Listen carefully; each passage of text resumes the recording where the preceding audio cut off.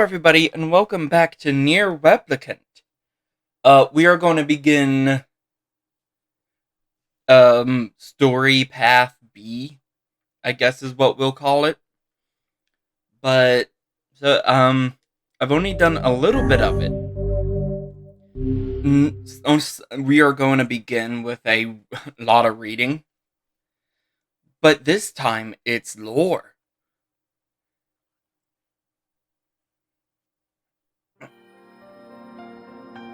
Oh yeah, Whenever I interacted we with start here. Kaine, I was reminded about something from my past. Maybe my mind has been confusing her with my sister this whole time. Anyway...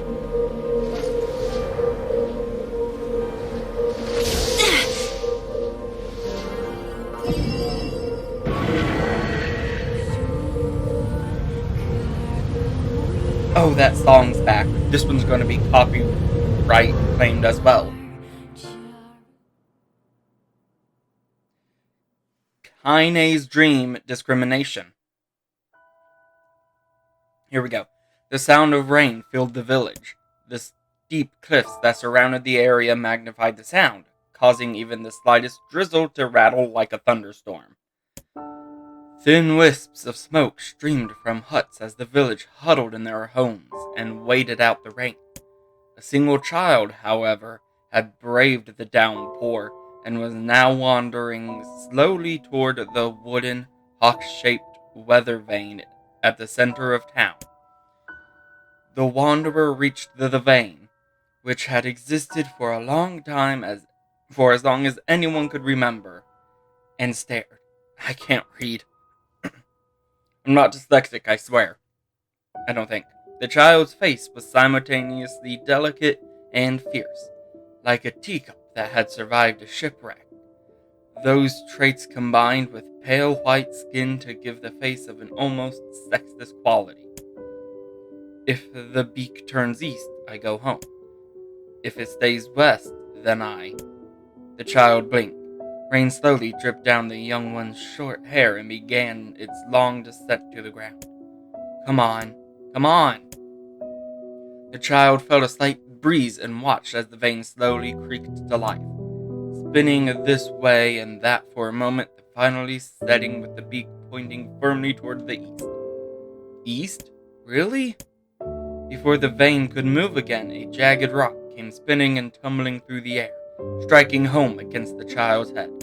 The force of the blow dropped the child to the ground as a hail of stones began to fall all around. Oh no, they found me. A heartbreaking smile crept across the child's face as the stones continued their assault. Through the rain, the sound of multiple footsteps grew louder before a voice rang out. Yoo-hoo, Kaine. The voice belonged to Demo, worst of all the bullies in the area. As Kaine struggled to stand, a final stone came skittering through the mud and bounced against her foot. Blood oozed from a cut above her eye and blurred her vision. But she could make out the shapes of Demo and his usual gang of idiots. Sounds like something Kaine would say. The boy seemed taken back for a moment by Kaine's seeming indifference to the blood dripping from her face, but quickly regained his bravado. What's up, freak? You like the rain? You like getting all wet, or did you finally decide to run away from home? Though she knew it was futile, Kaine turned to leave. Before she could get more than a few steps, the other children scrambled to surround her, cruelty burning in their eyes. Kaine knew those were not the only eyes on her. The tormentor's parents watched from the safety of their homes. She was attuned to this sensation. It was one she had experienced many times before. While some villagers simply turned a blind eye to the actions of their children, many encouraged it openly. In a society ruled by superstition and fears, Kaine was something to be hated, and if possible, destroyed. I didn't say you could leave, freak. Demo's words chewed at her like a worm through an apple. He can't hurt me, she lied to herself. Be strong, be brave, he can't hurt me, he can't hurt me, he can't hurt. Oh look, the little freak's gonna cry. What's wrong? Are you sad that everyone hates you and wants you dead? Kaine prayed for the rain to flood down and carry her away from a world that seemed to have no place for her. But if there were gods, they chose to ignore her. As Demo crept ever closer, the clouds began to thin and the rain slowed. Even the weather hates me. I'm useless, a failure. I wish Demo's rock had taken my head off. Kaine couldn't meet Demo's leering gaze. She lowered her eyes and stared at the muddy ground below. The bully moved forward until he was inches away. She could smell the scent of old meat on his breath. The boy grabbed Kaine's face with thick fingers and yanked it upward. She tried to turn away, but he forced her gaze back and jammed his thumb against her eyelid to pry it open. Show me. No. Did you just say no? Demo grinned evilly. You don't say no to me. No one says no to me. Not even taking his attention from Kaine, he called to his cohorts. Come on, guys. Let's give the freak what she deserves. As soon as Demo finished, kicks and blows began to rain down upon Kaine. Demo paused, still grinning, as Kaine curled into a ball and tried to make the pain stop. I don't get you, freak. What you acting like a girl for, huh? Everyone knows what you really are. Kaine ignored the question, choosing instead to stare at the weather vane. It continued to point east, as if supremely confident about the future it had chosen for her. Go home? Yeah, that's a funny joke for someone with dead parents and no home to go to. Freak, chanted the children. Freak, freak, freak. Kaine closed her eyes and listened to the rain, waiting for the pain to start again. As the clutching hands of the village children closed around her, she bent her mind to the sound of the rain, letting it become her world entire. The rain fell, but the pain never came. Only when the laughter of her tormentors turned to terrified cries did she dare open a single blood-caked eye. Kaine was shocked to see Demo sprawled on the ground, holding his head and screaming in pain. She could see blood welling from spaces between his fat, twisted fingers. Oh my god, he's crying. He's actually crying. Deprived of their leader, the other childs glanced back and forth between themselves, as if waiting for someone to step forward and take charge. When no savior emerged, they began an uneasy shuffle away from Kaine. But the young girl was the least of their concerns. Instead, their attention was wrapped on the ancient woman standing a few feet away. After struggling for breath for a moment, she finally spoke in a voice thick with rage. Hurts like a, yeah, don't it? Now I suggest you scatter before I throw another one. And if any of you little children ever touch my Kaine again, I'll do far worse than throw rocks. You can count on it. The old woman crouched down and gently touched the hand Demo was using to cover the wound. Before he could think to protest, she ground her palm into the wound and twisted back and forth. Ow, he screamed, leaping to his feet. Stop it. What are you doing? Quit whining. Ain't no one ever died from a scratch. Hit me with a rock, you stupid woman. A big one. That thing could have killed me. The old woman shrugged. Death is the best cure for stupid. Demo's face twisted with rage at her words. Locking his eyes on Kaine, he took a step backward and sat on the ground. Get out, leave this village. No one wants you here, either of you. Seeing the old woman grab another stone, Demo and his companions turned tail and ran. As they fled, the old woman grabbed her side and barked out a single laugh. Ha! Look at the fat boy go. Guess he's healthy enough to run from a fight. The woman's smile faded as she turned her attention to Kaine. Kneeling down, she removed her shawl and placed it around the young girl's shoulders, then produced a cloth from the folds of her dress and began blotting at the blood on her forehead. Oh, this is a lot. Oh, Kaine, she said, why didn't you fight back? You're stronger than that lot. The words of her grandmother stung Kaine, and she turned away. Don't be nice to me, she said. I don't deserve it. Nothing matters anymore. Her tears held held in check for so long, finally began to fall on the muddy ground below. Everyone hates me. They think I cause bad things to happen. They think I'm a freak. I wish I was dead. As Kaine's tears turned to sobs, she felt her grandmother's hands on her shoulders. Despite her advanced age and diminutive size, she was a woman of surprising strength, and Kaine found herself unable to turn away. Don't talk like that, girl. It's a river wide and deep that flows between the realms of this world and the next, and it grants no mercy to any that attempt the crossing. You got a duty to fight until your last breath, understand? The old woman tightened her grip and tried to still the tremor in her voice. You know the pain of losing someone else close to you, Kaine. You know because you survived it. As the words hit home, Kaine was struck by the force of her love for the old woman. As a young child, she didn't even know of her grandmother, but when her parents died, the woman quickly accepted her as her own. Grandma, as Kaine called her, was cunning, vulgar, and quick to violence, and their first few years together had not been easy. Both each year that passed, Kaine and her grandmother had grew closer. However, it was only now, sitting in the mud with tears and blood caking her face, that Kaine truly understood the depths of her affection. Here was a woman who had seen hard times, who had seen death, who had fought through all these things and somehow emerged on the other side. If anyone could understand Kaine's pain and loneliness, it was her. Do I make you sick, Grandma? Course not. Don't be a stupid. Kaine drew her grandmother's moth-eaten shawl around her body and shuddered. But my body, it's not normal.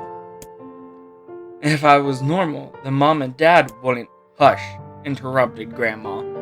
I'll not hear another word of this nonsense. You're my granddaughter, and I love you.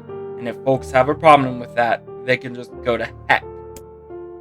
With that, the old woman reached out and placed a wreath of dried flowers in Kaine's hair. The skill it took to bend the flowers without breaking the stems or losing a single petal was remarkable, and the beauty of it made Kaine want to cry all over again. Oh my gosh, these lunar tears! Grandma, you made this for me? Lunar tears were legendary flowers. Most people could live their entire lives without ever seeing one, and yet her grandmother had somehow collected a dozen or more. Kaine reached up and touched the wreath as if she couldn't believe it was real. Where did you find these? Just stumbled upon them while I was out doing the shopping.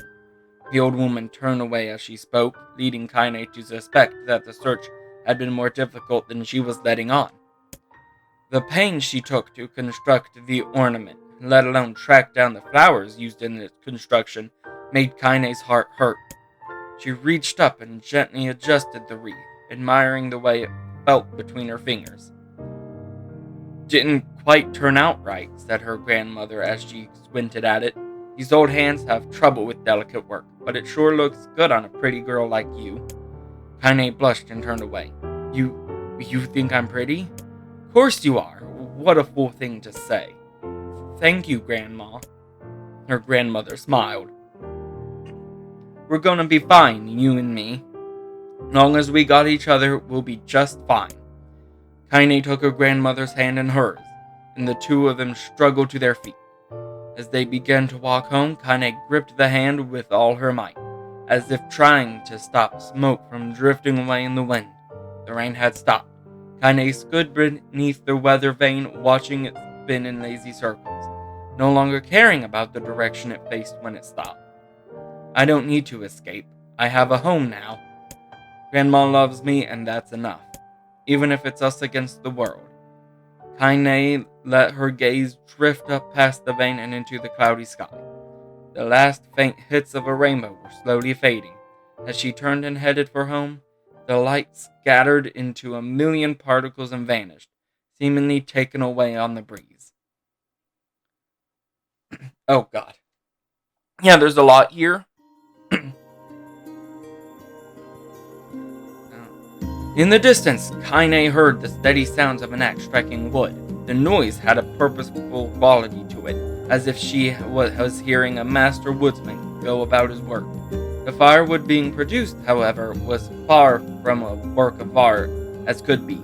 Pieces of every shape and size were being flung about a barren yard with wild abandon. Anyone trying to stack such wood would probably die of frustration before the job was through. Stupid axe! Kaine's grandmother flailed away with the axe, filling the air with both splinters of wood and words that would make the most hardened sailor blush.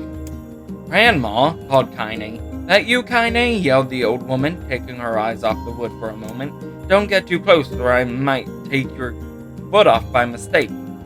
She brought the axe down on a piece of wood, sending chips flying in every direction. One spun past Kaine close enough for her to hear the whistle, at which point she decided to step back. When she scuttled to a safe distance, she cupped her hands around her mouth and shouted, "Grandma, do you need help? I can get you water or lunch or a new axe or something." The axe, poised to strike another wobbly blow, paused in midair. The old woman considered her granddaughter's offer for a moment, then smiled. "Tell you what, since I'm doing such a poor job of chopping, why don't you come here and take over so I can go get the water? Shades have been restless lately, and I don't want you running into one of them." Relinquishing the axe, her grandmother picked up a long pole with wooden buckets on either end. Gathering water was by far the more difficult of the two jobs, but Kaine knew better than to complain. Once Grandma's mind was set, there was no changing it. Kaine did her best to help with chores, but Grandma took every task that required travel to the village. Though she had a long list of plausible excuses, Kaine knew the real reason. She didn't want her granddaughter to be taunted and harassed by the villagers. Once Kaine moved in, Grandma decided to take up residence a good distance from the area. Out of sight, out of mind seemed to be the best policy when it came to the villagers and her granddaughter, and rare were the days when any but the two of them could be found on the rocky acre of land they called home. Kaine enjoyed the solitude, but harbored a secret resentment that her grandmother was forced to spend her golden years in such a place. After watching her grandmother leave, Kaine turned her attention to the task at hand. She had never chopped wood before in her life, and soon discovered why the old woman hated the chore. After swing of the axe produced only a tiny crack in the wood, and when she finally managed to connect with a solid stroke, the tool embedded itself in the log and refused to budge. What's wrong with me? Whew.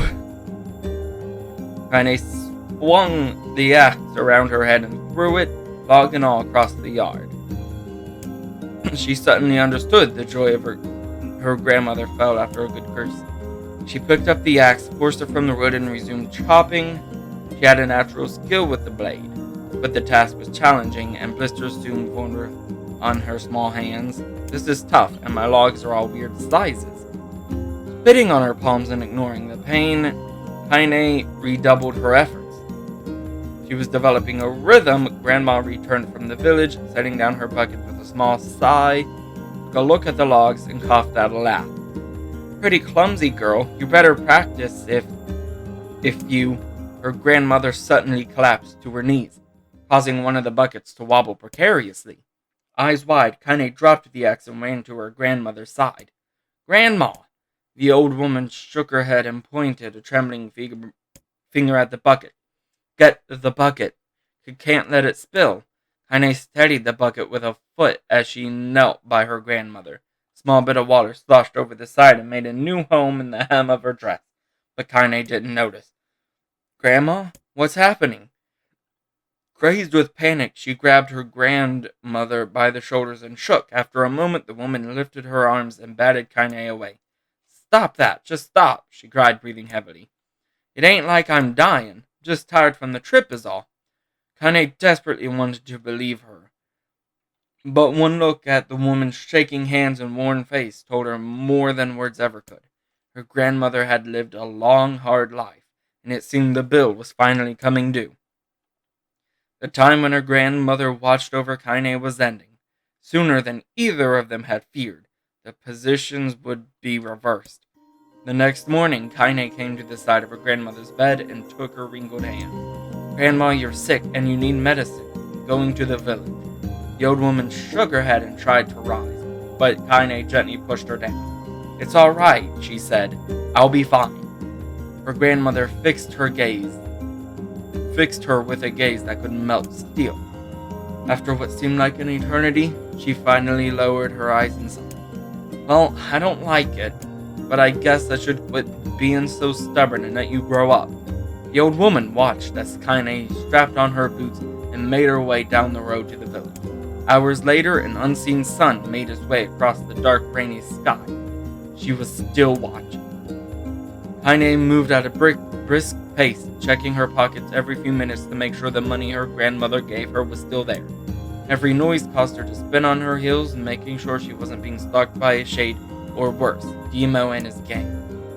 But she encountered neither tormentors nor shades, and Kaine finally found herself at the entrance to the village. The few adults she could see glanced sideways at her, then muttered to each other behind raised hands before silking away into the shadows.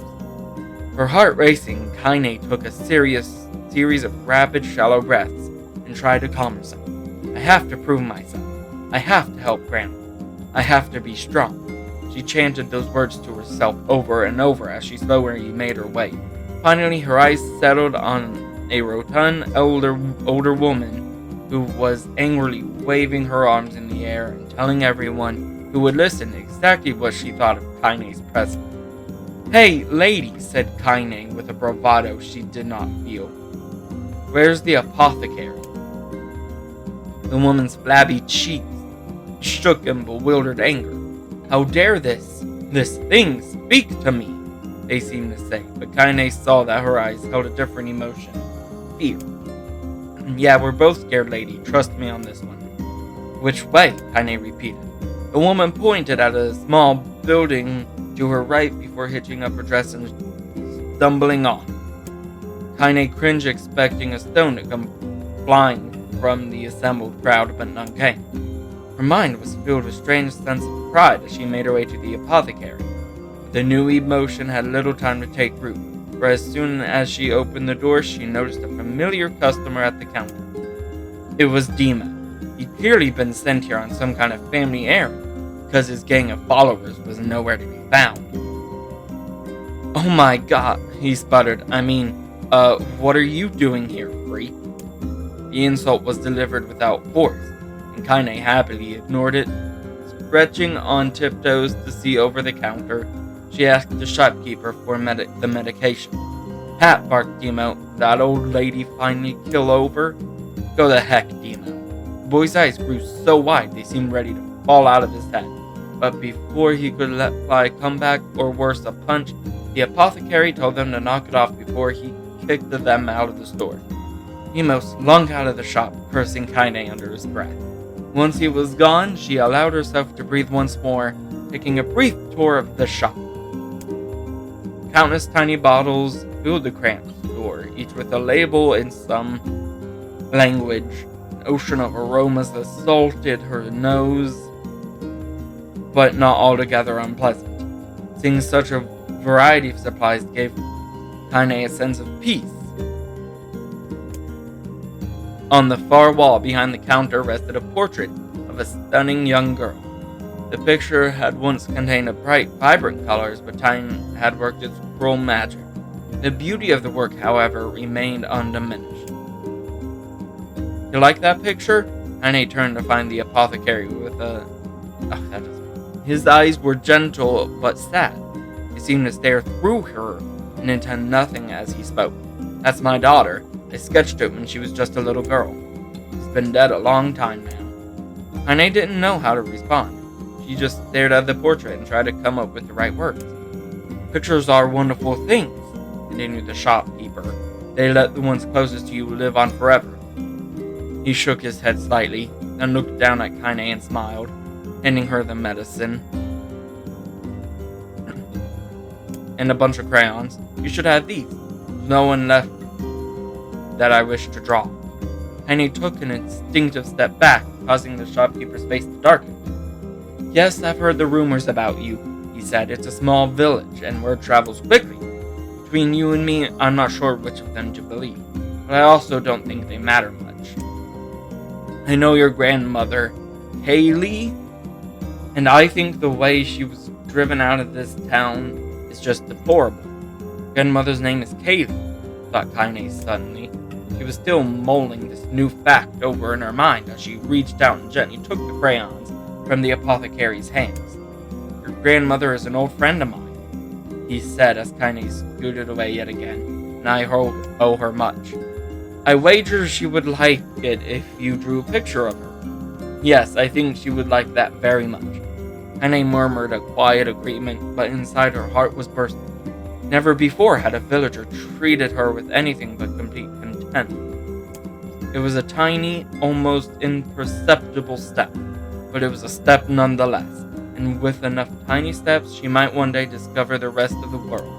When Kaine returned home, she found her grandmother asleep in her bed. Her feet were blackened and raw, even bleeding a bit in places, leading Kaine to think that she had been pacing around the room until exhaustion finally caught up with her. It's about to catch up with me.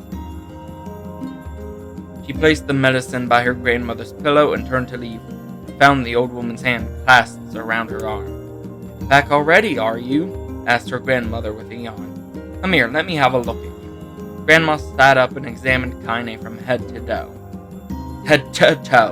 Finally, satisfied that nothing terrible had befallen her grandchild, she leaned back and allowed herself to relax. Well, how was it? Those people give you any trouble? It was kind of fun, said Kaine with a small smile. There's so much fun, eh? Uh-huh. So anytime you need me to run an errand, just let me know. As she spoke, Kaine removed the crayons from her pocket. After a brief explanation of their source, she informed her grandmother that she was going to sketch her a portrait. A portrait of me? Ridiculous! No one wants to stare at a wrinkled old crone. But Grandma, it'll make you live forever. Horse, said her grandmother, throwing back the sheet from her bed. Living forever would just make me upset. Now put those crayons away and help with dinner. But Kaine would not relent. In the end, Grandma found herself leaning against the wall of their house as if posing for a master artist. Kaine took up the crayons, eyed her subject carefully, and set to work. Just as her grandma was about to nod off, Kaine finished the piece. She released it from her grip, and let it slowly drift to the floor. It's terrible. It doesn't look like you at all. I'm sorry, Grandma. I thought these crayons would, make drawing easier or something. The old woman's eyes narrowed at her granddaughter's disappointment. Let me be the judge of that, she said, ignoring the pain in her back and reaching for the paper. The sketch could have been a person's face. It also could have been a boulder, a lump of clay, or an incredibly misshapen loaf of bread, all rendered in a chaotic array of colors. The old woman stared at the picture for a long time, then slowly wheezed out a laugh. Oh, Kaine, she said between laughter, you truly are my blood. You're as clumsy as me, and I love it. But, hush, I won't hear any more bull about how ugly you think it is. It came from the heart, and I'll treasure it always. The old woman gave the picture a place of honor above the kitchen table. In the days that followed, Kaine would often catch her staring at the portrait with a strange smile on her face. In action, she interpreted as silent, mocking laughter. A week later, Kaine could stand it no more. She asked her grandmother to take the artwork down. Hush, said the old woman. I'll take this down when they roll me in my shroud. She pondered this for a bit, then turned to Kaine and dropped to one knee. Listen to me, girl. Seeing this picture makes me happy in a way I've never felt before, and it makes me want to go on, so that someday you can feel the same happiness. It was a moment that burned itself into Kaine's memory, a perfect blend of pride, love, and joy that came together to form a lifelong remembrance. She swore to never forget this moment, to never forget the old woman who had made her place this world possible. Jesus.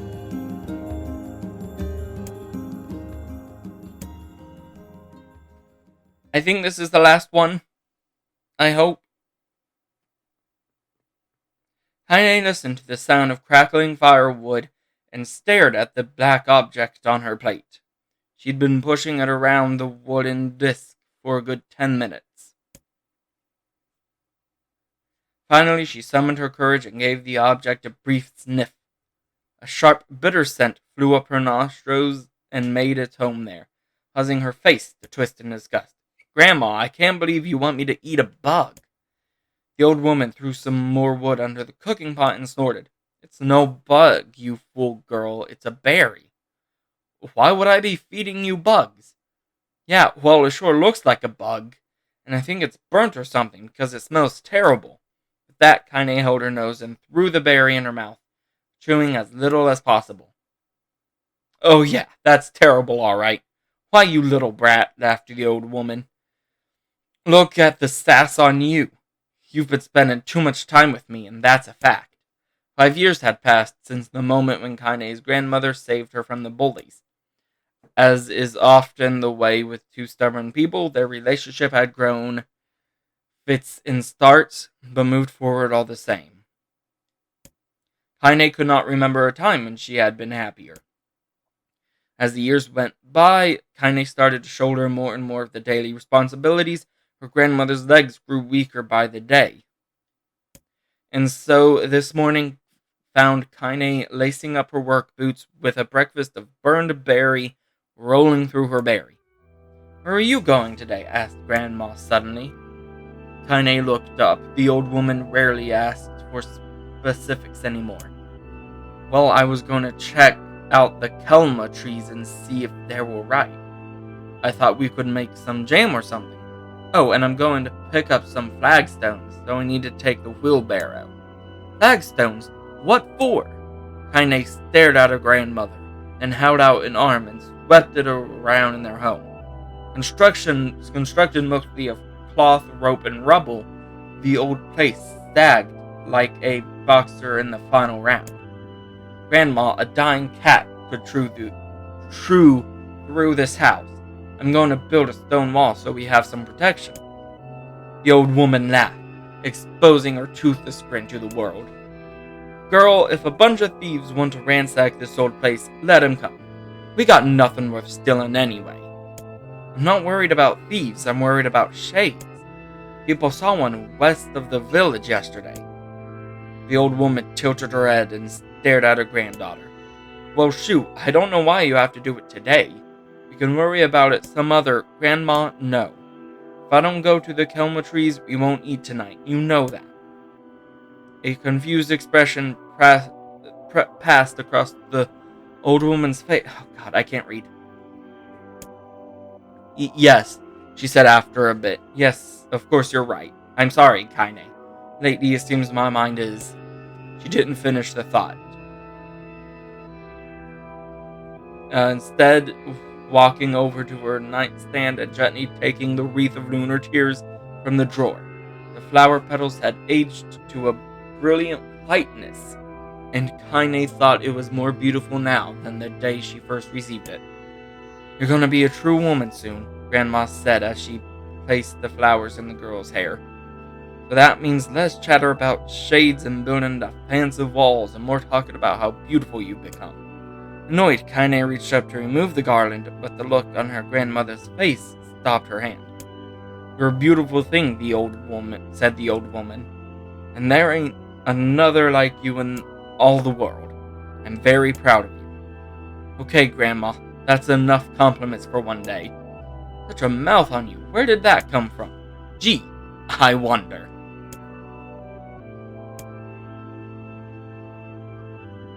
Blah blah.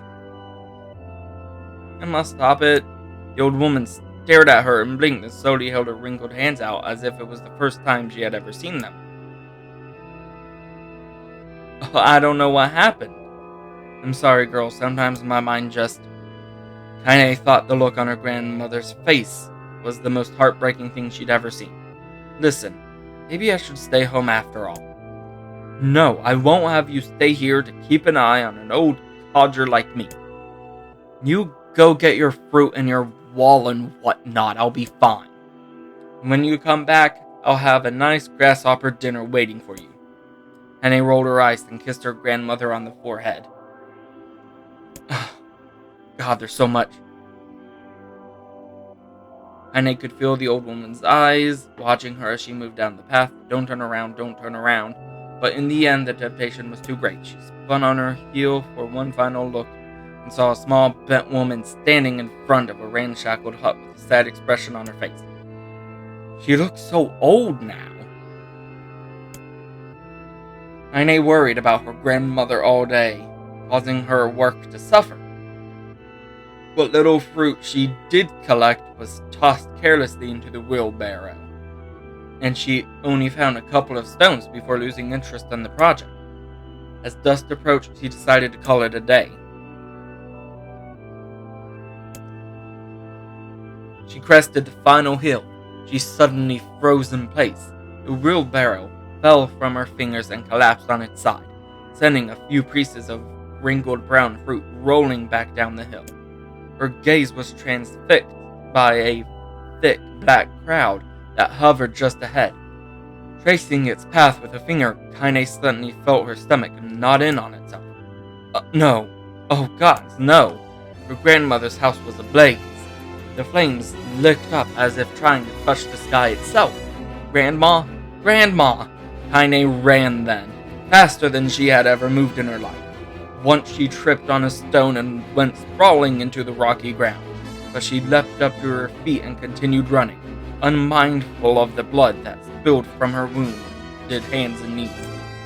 As she got closer and closer, Kaine's mind began to race in time with her footfall. It's too dark, not just fire. Can't be fire, too much smoke. Gotta save her. She burst into the front yard and came to a sudden halt. Her worst suspicions confirmed. The smoke from the fire was mingling with the thick, inky blackness of an enormous shade.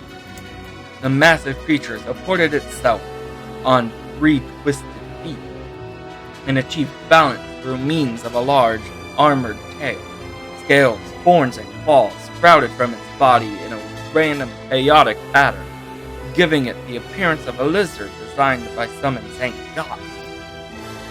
Seeing Kaine, it let out a roar and flicked its tail, sending small whirlwinds spinning around the yard.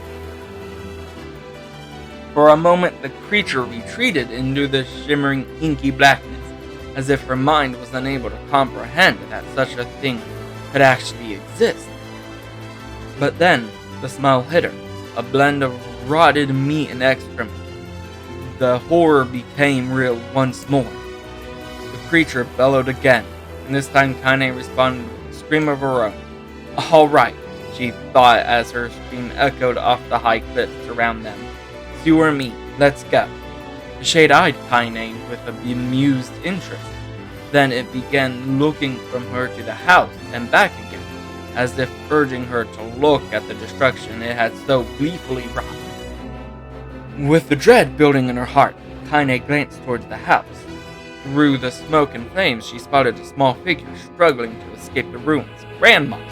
At the sound of her voice, the old woman began waving frantically. He's alive, thought Kaine. Alive! Kaine's legs sprang to life as she raced across the yard toward the flaming wreckage of the house. Before she could advance more than a few steps, the shade opened its mouth and let out a roar powerful enough to uproot trees and send them flying. The blast sent Kaine tumbling through the air. Stars danced in front of her eyes as she tried to remember how her legs worked. Get up, get up, get up, get up, get up now. Kaine struggled to her feet. The shade stomped toward the house and pinned her grandmother to the ground, tip of a claw. The old woman struggled to move to fall from her stomach, but she might well have been pushing a mountain. She coughed briefly, sending a small spray of blood into the air, then collapsed to the ground, her energy spent. Kaine lurched to her feet, only to fall back to earth with a crash. Her ankles were on fire, and one or both of them were surely broken.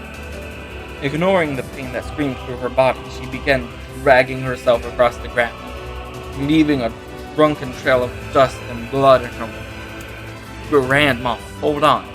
Just a little longer. Her grandmother's face was turning blue, her eyes rolling back until only the whites were exposed. Kaine pulled herself across the ground with maddening slowness. The distance seemed to increase with every second that passed. Shade glanced between the two and flicked out its tongue, its giant mouth turning up at the corner. Short, panting breath, laughing at us. He had no idea how such a mindless creature could experience emotion, but there would be no doubt the Shade was taking joy in their suffering. Yeah, I see your plan. The Shade moved its paw slightly, allowing Grandma to breathe again. It's clearly keeping her alive, only to snuff out her life when Kaine was close enough to touch her. I'm gonna kill this Shade. Summoning all of her strength, there was a sickening snap from her ankle as the foot twisted backwards. So she forced it from her mind and began to hobble toward the monster. Pulling a small knife from the pouch at her waist, she leapt on the foot that pinned her grandmother and plunged the weapon deep. "Give her back," she screamed. "Give her back to me." It was like stabbing a rock. After a few strikes, the knife broke at the hilt with a dull snap. Shade panted laughter again, raised the cell and set it rushing through the air toward the young girl that was latched to its foot. Kaine never had a chance. The tail struck her square in the chest and sent her crashing into the burning wreckage of the home. Oh my god. There's so much. I can't keep reading it.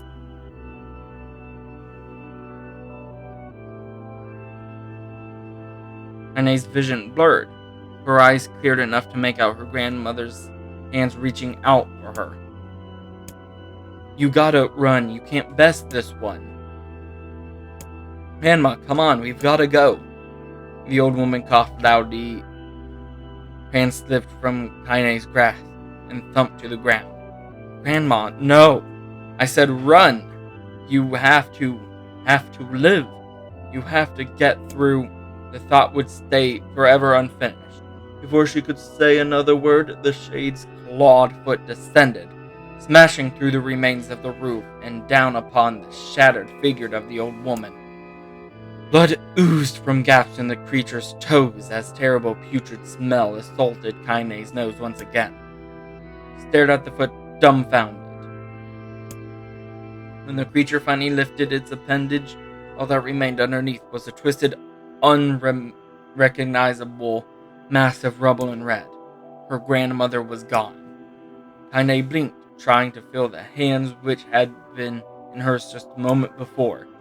For a fleeting instant she could remember the warmth of that embrace, trembling of the fingers, but then the sensation drifted away on the breeze and was gone.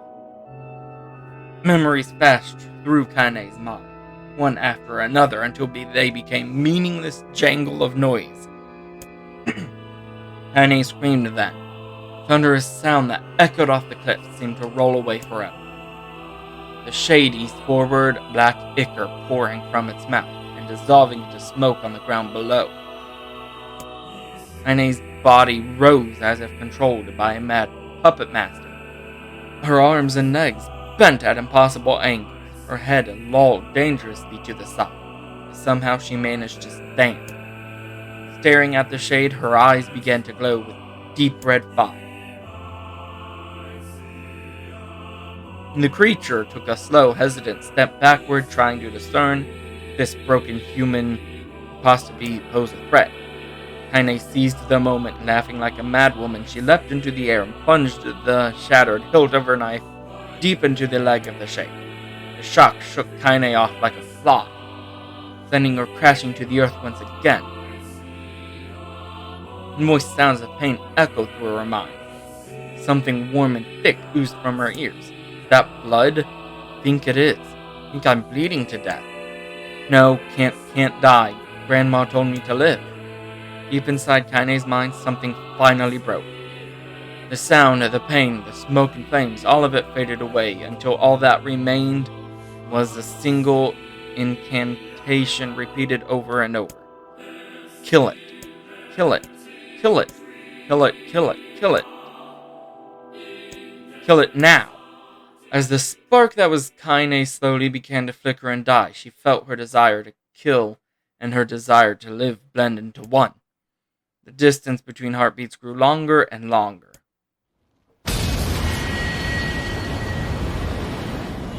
Oh, it's over.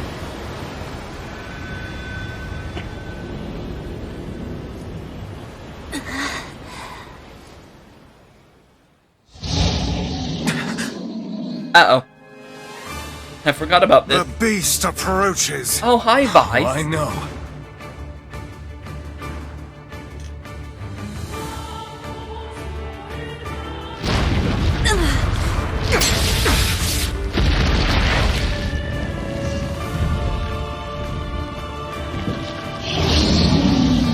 Am I gonna have to fight it again?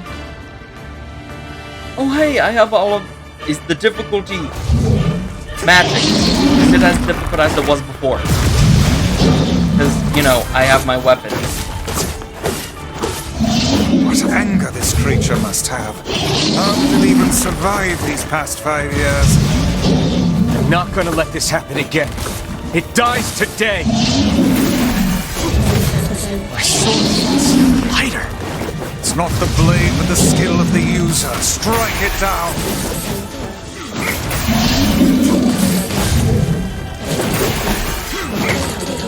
Did I get it? Yes.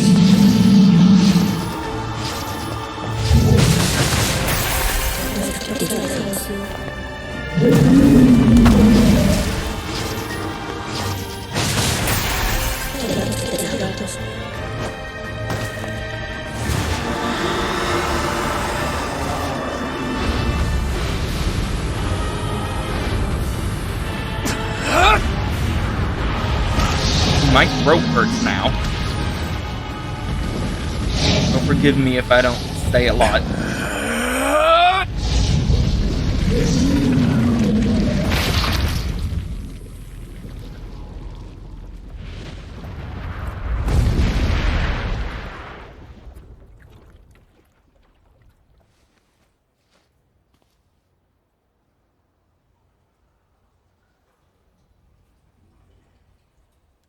There better not be any more reading. Oh my god.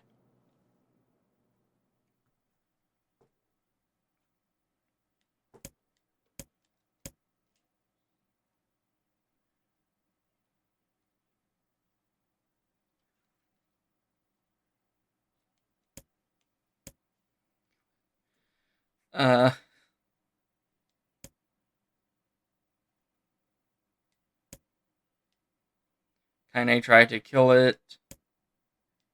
Couldn't kill it.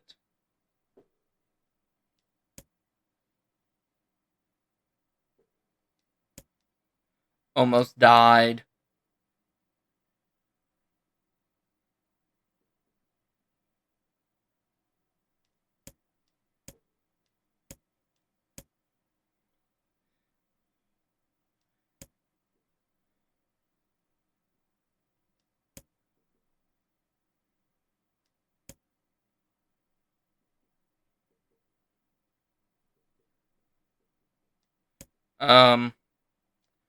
She's hallucinating.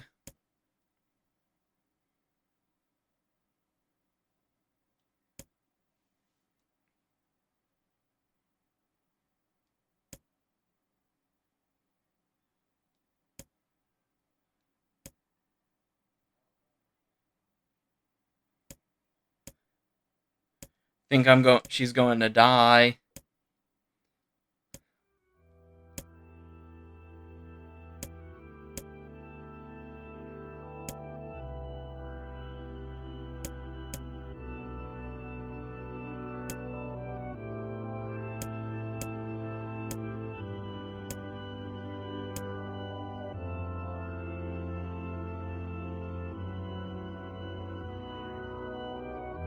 Oh yeah, Kaine glanced down, saw a black shiny substance oozing from her leg.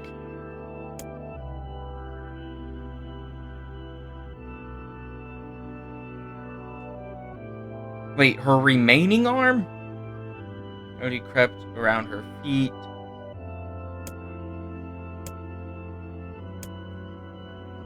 Could feel the slime oozing upward. Hot searing pain.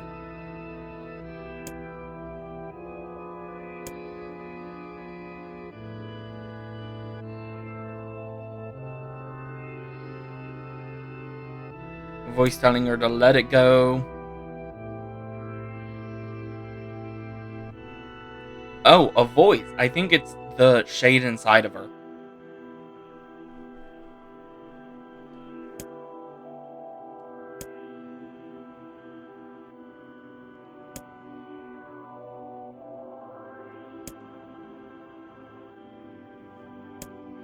Wants to kill everyone.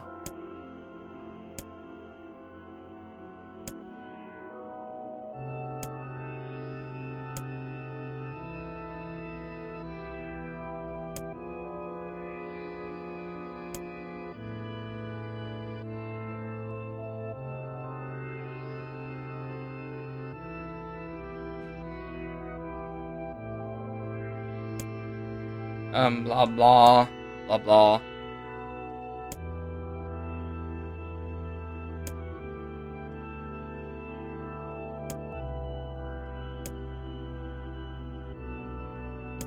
Grandma said she can't die yet. She has to kill the shade before she dies. And the shade is stuck in her.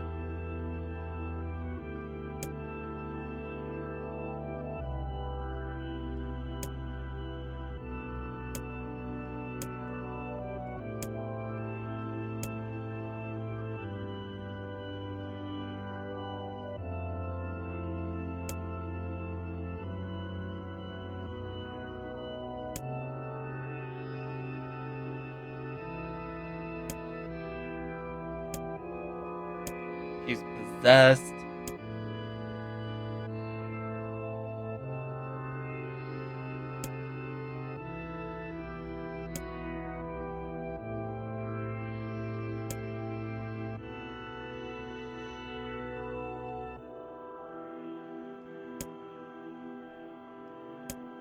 Blah blah blah.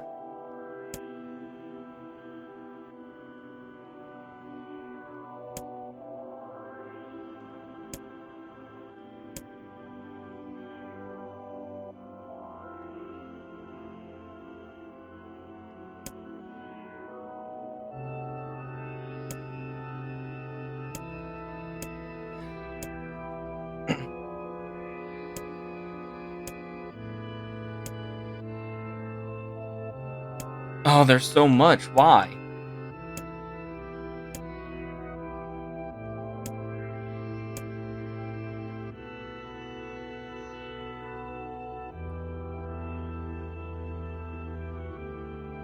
Oh, did she name it Tyran? Tyran?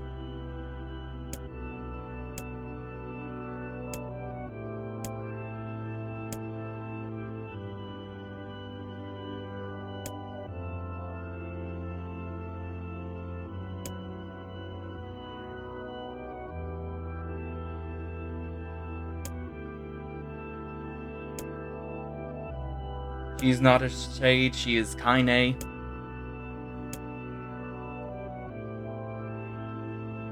She found the wreath of lunar tears.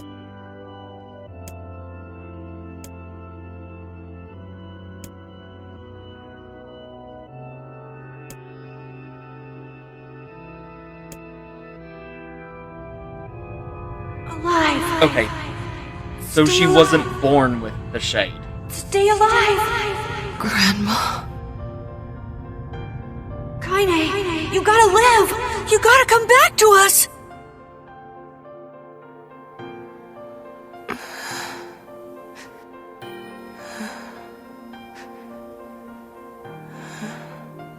Oh, hey. Hi.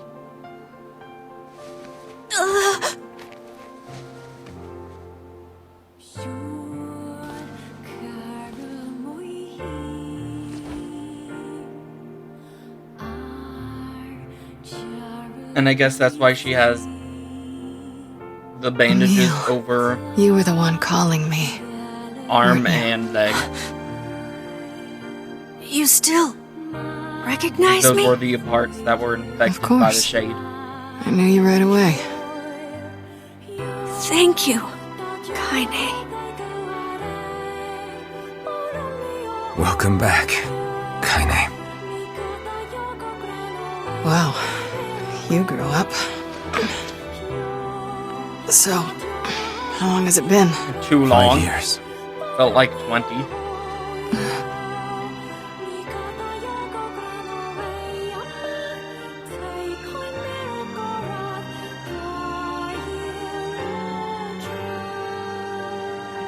Shit. That's a long time. Yeah, well, not as long Any as luck with reading Yona? all that. We are still no closer to finding her. We need a way to locate the Shadow Lord. By the way, this is for you. Is that a lunar tear? It's not as good as your grandmother's, but I tried. No, it's great. Thank you.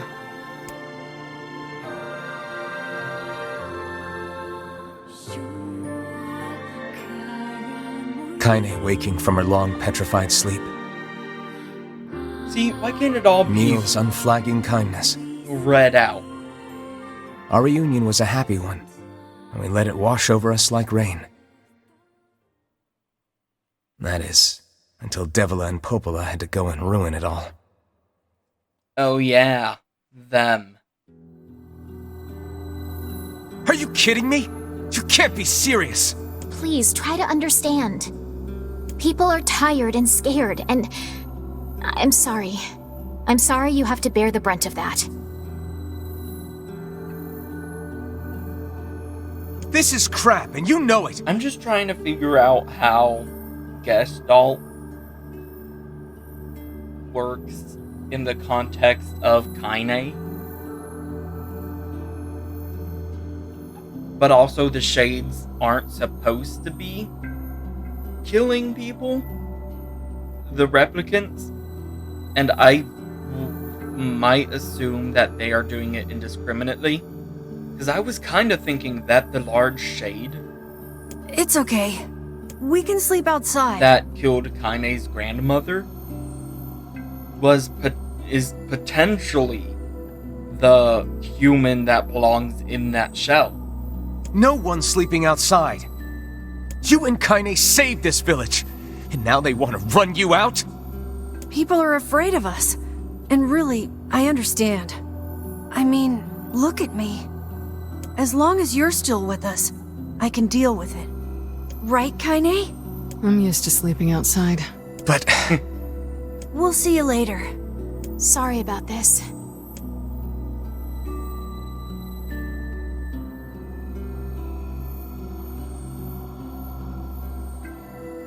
What is the matter? Kaine always sleeps outside. I never thought about that until just now. Never even occurred to me. Damn it. We should turn in. Yes.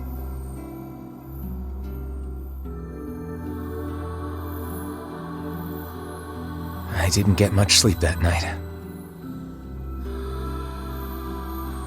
For the first time in my life, I hated Devila.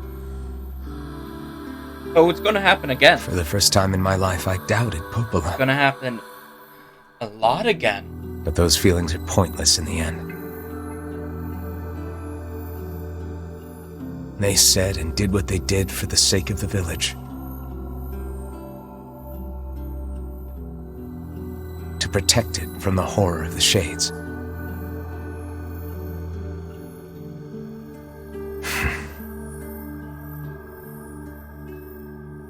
Really, how can I blame Devila and Popola?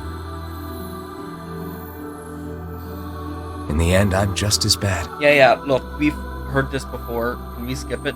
Because I never once I stopped would to like think to about skip it. Kaine and Emil's situation myself.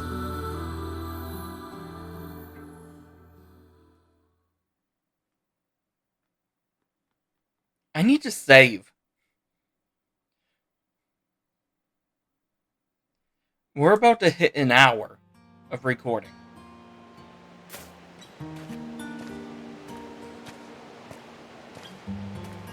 Hey, this isn't a safe spot.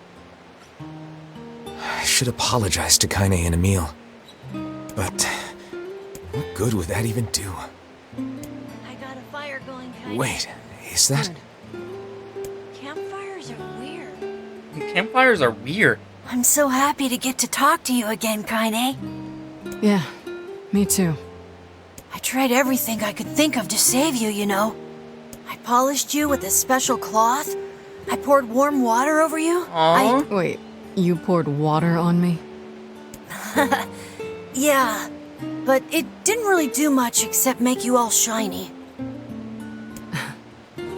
Hey, Emile. Thanks for saving me. I guess you noticed how I look different now. I'm sorry, Emile. I'm sorry for all of it. Well, I mean, this new form isn't all bad, you know? At least I can look at you when we talk, right? Yeah, that's true. Hey, so why don't you tell me something about yourself? I'm not very interesting. Sorry. We read through so much. You are more than not interesting. Come on, I just want to know you better. Please? Fine. This all happened when I was a kid, before the whole shade possession thing. My body is different. And when the villagers found out about it, they started treating me like a freak. Elaborate? But one person, my grandmother, accepted me just as I was. I'd No like matter to how know bad more things about that. got, she gave me the strength to keep going. She's really special to you, huh? Yeah. Oh, hey! That gives me an idea. Since we cured your petrification, we should start looking for a way to cure your possession in my body. I know we can do it if we all work together. I do like how we get to see this Heck, though. it'll probably be super easy. Let me guess. More warm water? Okay, can we just forget I told you about that?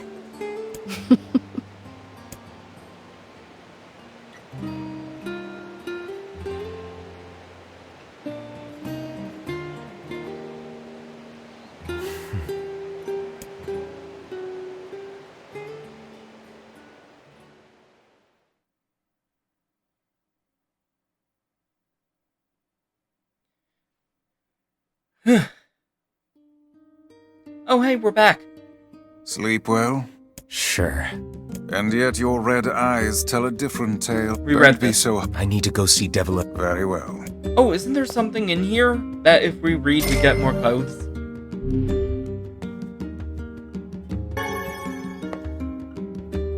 What might that be? It's Mom's diary. I have not heard you speak much about your mother. She got the black scrawl and died when I was little.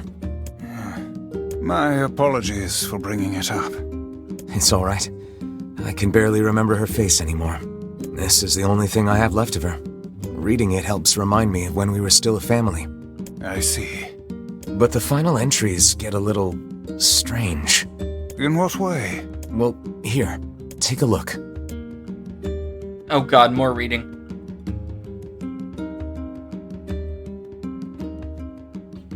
Say there. Can you not hear me?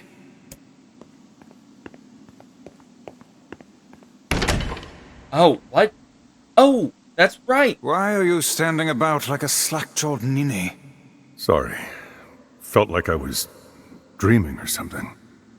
Sleeping on one's feet is quite the talent indeed. Come now, So- there's the door. In the Right. original Let's version go. of this game, there were 2 copies. They in gameplay and story, they were both the same. I think the only difference was that the main character looked like this. Proceeding beyond this point, you will be unable to save until battle is over. No.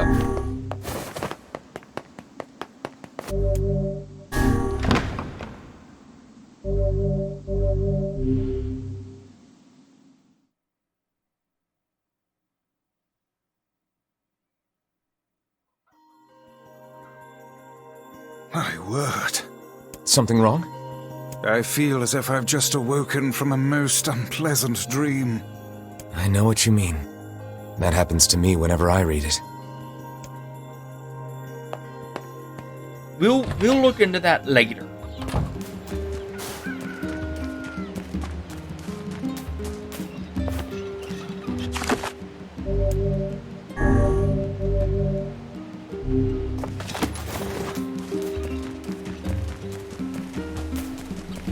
Hello, Devila. Hey, Oh, hi. Don't, I kinda hi thought you'd never me. talk to us again. I understand you're doing this for the village, and that you don't have a choice. Pretty much, yeah. But look, why don't you go talk to Popola? I think she wanted to discuss the Shadow Lord with you. Oh, I'm sure Headed she there does. next.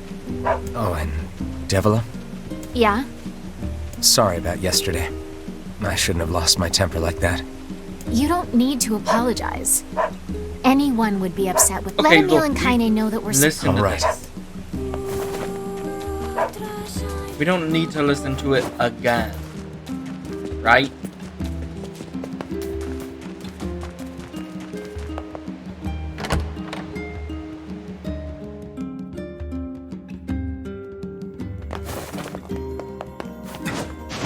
Oh, I can't use that ladder to get up there. Actually, I'd like to know what's beyond that door. I don't know if it's anything special, but... You know, I'm just not Popola? sure. Oh, Look, I want... stop. Yeah, but not... You're just trying to protect... It's very kind of you to say so. Ahem. I believe. Oh, you know about the. Yes, the temple lost where- shrine. That's it.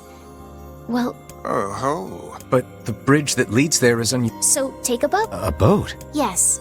The canals, it took a lot longer. I also asked them to provide a. The ferryman will let you use it. That should make it easy. Thanks, Pope. I feel like I'm really... Alright. And for the love of. Yes, I'll be careful.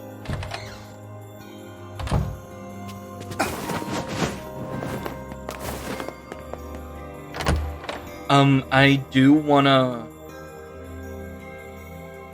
Jackson made a new friend, and guess what? He's a king! Oh yeah! The path above the entrance to the shop...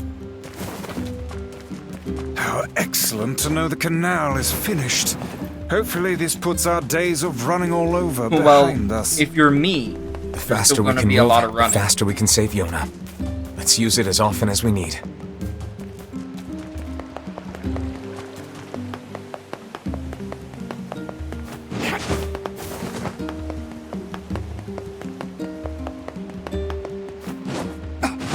Hey, it's Bread Bag Man!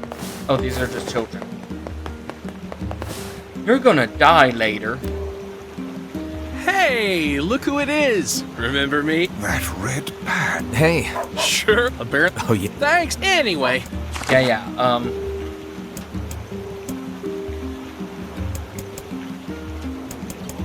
I'm sorry, what's that? That must be our village.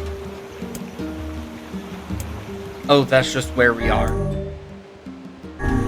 I'm a fool.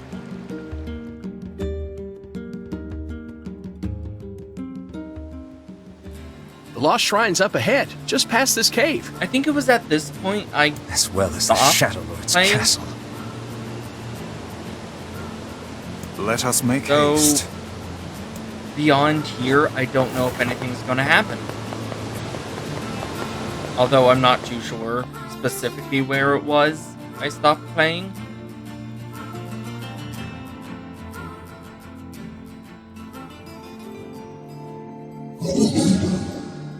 Gretel.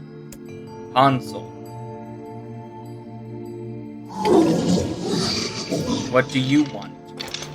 Go away, dirty defective swine. Oh yeah, that... Wait, they're defective. I'm not like you, I'm different.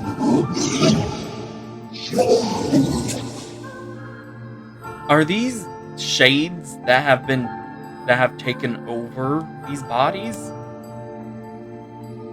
That leaves so much questioning.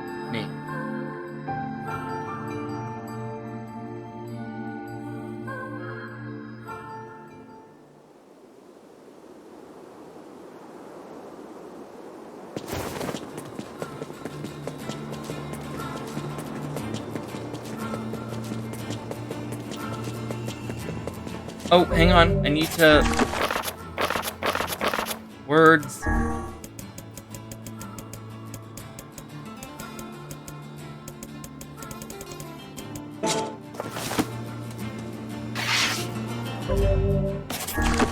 There we go. Attack power, I don't know. Not guard break. Armor break, definitely.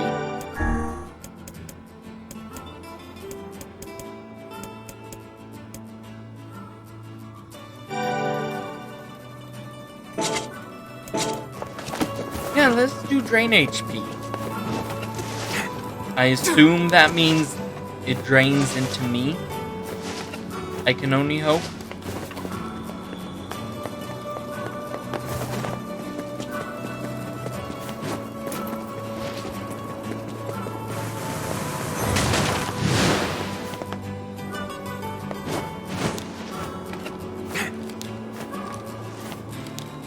Oh. For a second, I thought she was going to go off the edge.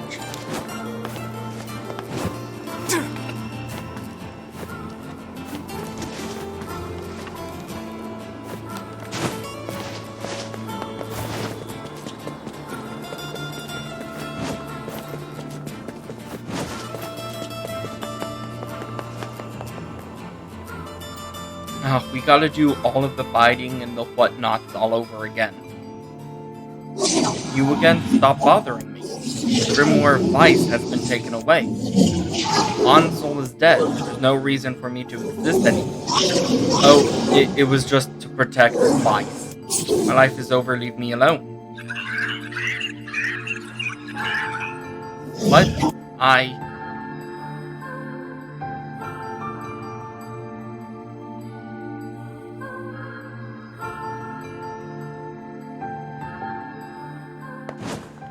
Ain't you excited, Sunshine? We finally get to bathe in blood.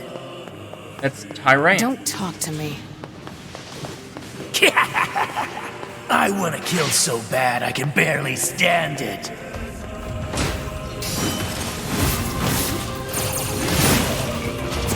I like that. You get to hear the little conversation.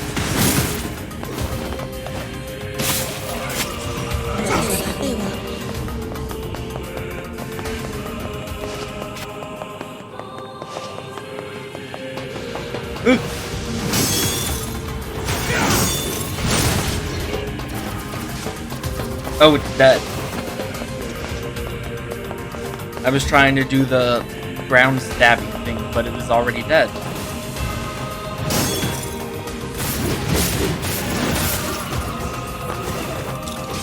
Wait, hit me. Give me more than that.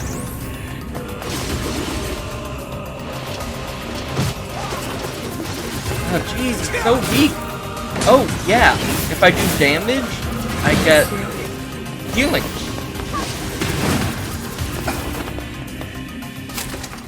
Oh, God.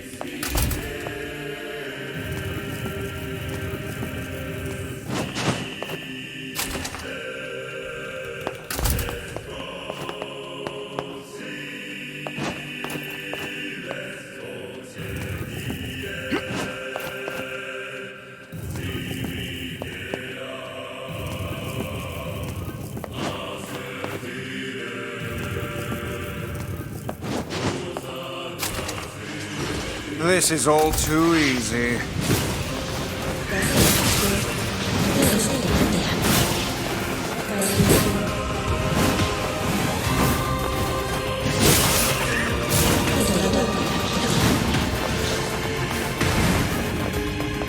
I am gonna have to end the episode as soon as I make it to the next save thing. Oh, God.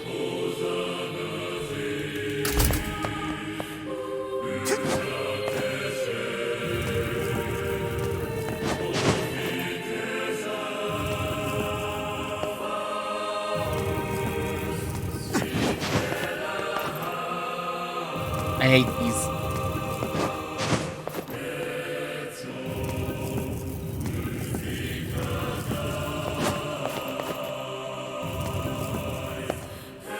more. Why?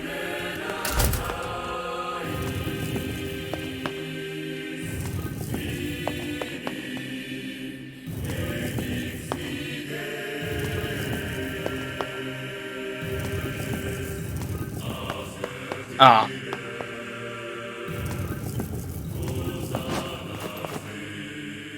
Is that enough? No. That's enough, though. No more? No more. Turn back, says the shade. What's with these guys? Certainly not your garden variety shades. Their bodies aren't fully functional. Say, I've heard of this. A cursed area where incomplete shades gather. Oh, that's why he called him defective. Ow.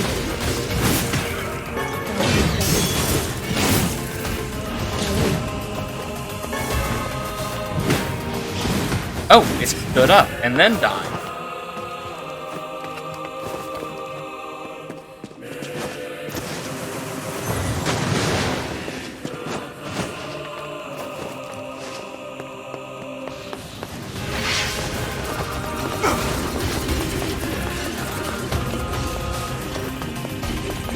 Oh yeah, more room. Okay, we're almost there. God, why? Are you kidding me? I have to pull it this way. But I can push it this way.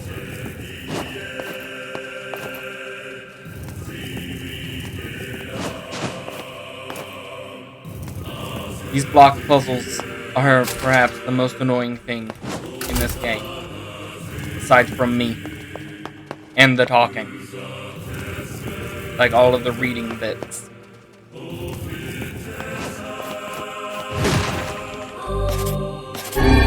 Why not?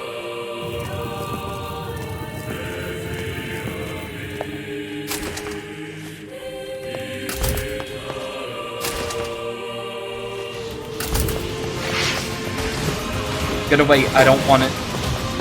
No. Ah!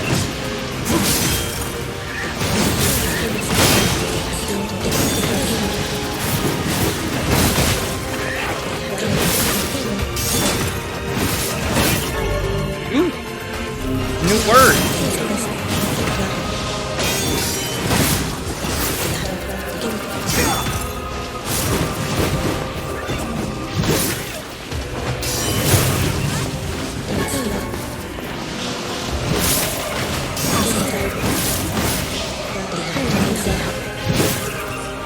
Alright, this isn't going so bad.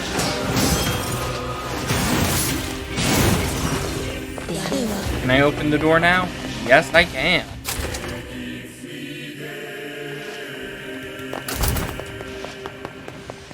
Nope, don't need to talk to you.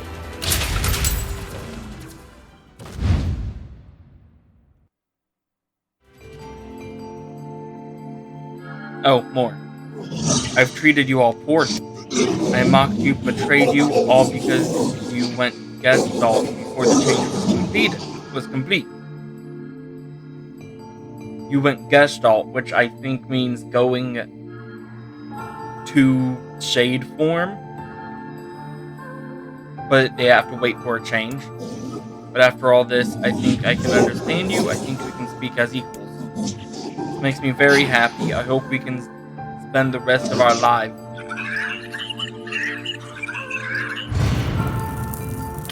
What was that?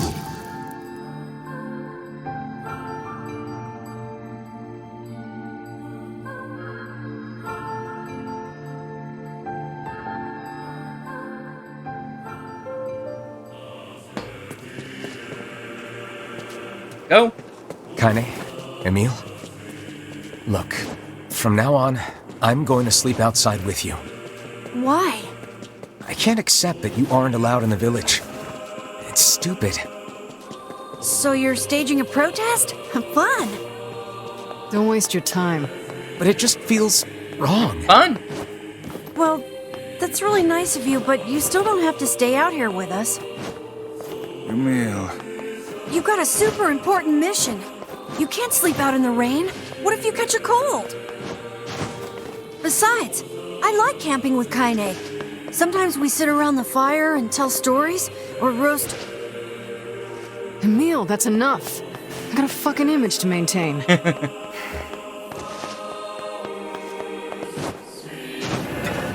We seem to be surrounded by a mob of helpless puppies.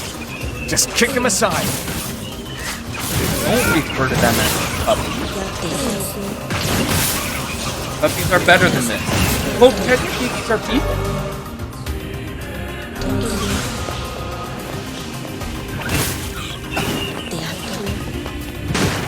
They just,